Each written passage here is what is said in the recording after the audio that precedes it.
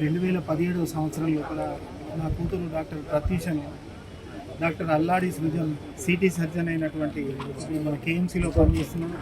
అదేవిధంగా కన్సల్టెంట్గా మెడికవర్ హాస్పిటల్లో పనిచేస్తున్నటువంటి వ్యక్తికి నా కూతురుని ఇచ్చి పెళ్లి చేయడం జరిగింది 2017 సంవత్సరంలో. 2018 సంవత్సరంలో మొదటి మన్మరాలు పుట్టడం జరిగింది. అదేవిధంగా రెండవ మన్మరాలు మొన్న జనవరి 1కు సెకండ్ మన్మరాలు పుట్టడం జరిగింది.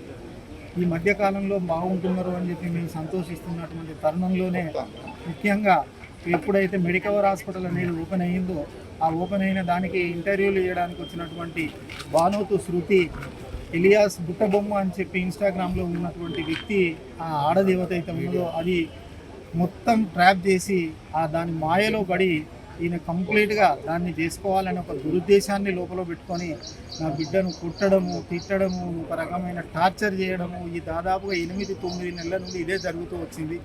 నా బిడ్డనేమో మారుతాడు మా నాన్న నా పేషెంట్ అని చెప్పుకోలేకపోవడము, దాంతో నేను కూడా మాకు పూర్తిగా తెలియకపోవడం, దానివల్ల నిన్న తను ఒక చిత్రహింసల పాలు చేసి ఒక మిస్టరీ డెత్. ఎట్లా అంటే అక్కడ మేము పోయి చూస్తే నా బిడ్డ ఇంటి మీద మొత్తం గాయాలే ఉన్నాయి. అక్కడ జరిగింది హ్యాంగింగ్ చేసుకున్నది అన్నది అసనపర్తి విల్లా లోపల, అటువంటిది అక్కడ బాడీ లేదు.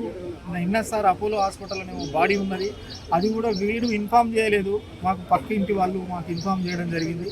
మేము తెలుసుకొని పోయేసరికి పాపం ఒంటి మీద మొత్తం గాయాలే, మొత్తం బ్లీడింగ్ మొత్తం ఉన్నాయి. ఇట్లా ఉన్న తర్వాత అక్కడ ఉన్న పోలీస్ డిపార్ట్మెంట్ వాళ్ళందరూ కూడా రావడం జరిగింది. వచ్చేసిన తర్వాత ముఖ్యంగా మేము కోరుకునేది డాక్టర్ సృజను, బానోతు శృతి, అదేవిధంగా వాళ్ళ తల్లిదండ్రుల పైన కఠినమైన చర్యలు తీసుకొని మాకు న్యాయం చేయాలని తీసుకుంటా ఉన్నాం. ఇంట్లో ఎవరు ముఖ్యంగా పోలీస్ డిపార్ట్మెంట్ వాళ్ళని కూడా కోరుకునేది ఏంటంటే మేము మా బ్రదర్ ఇట్లా అందరం కలిసినాము. ఏసీపీ గారిని తర్వాత సిఐ గారిని వాళ్ళని కలిస్తే వాళ్ళు ఇమ్మీడియట్గా రెస్పాండ్ అయింది. వాళ్ళు మంచి చర్యలే తీసుకుంటున్నారు. వాళ్ళు పూర్తి న్యాయం చేస్తామని చెప్పి కూడా హామీ ఇవ్వడం జరిగింది. వారి మీద కూడా మాకు పూర్తి విశ్వాసం ఉన్నది, నమ్మకం ఉన్నది. సిబి గారిని కూడా కలిసే ప్రయత్నం చేద్దామని చెప్పి కూడా చూస్తూ ఉన్నాం.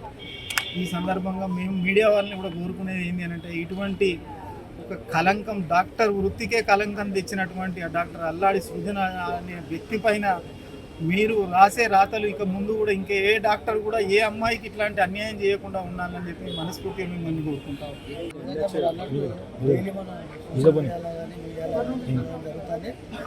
నిన్న కూడా ఏదైతే మా రామకృష్ణ అన్న వరంగల్ జిల్లా టీఎన్యూఎస్ అధ్యక్షుడు జేఏసీ చైర్మన్ గారి కూతురు మరి వాళ్ళు ఎంతో మధ్యతరగతి కుటుంబం నుండి వచ్చి మరి మా అమ్మాయికి ఒక డాక్టర్ సంబంధం అయితే సుఖశాంతంతోనే ఉంటుందని చెప్పి నమ్మకంతో అట్లాంటి ఒక నీచునికి కట్టబెట్టడం వల్ల మరి ఆ అమ్మాయి మృతిని మేము కూడా నిన్న దగ్గరుండి చూడడం జరిగింది. ఒంటి మీద అనేకమైన గాయాలు, అనుమానాలు మాకైతే ఉన్నాయి.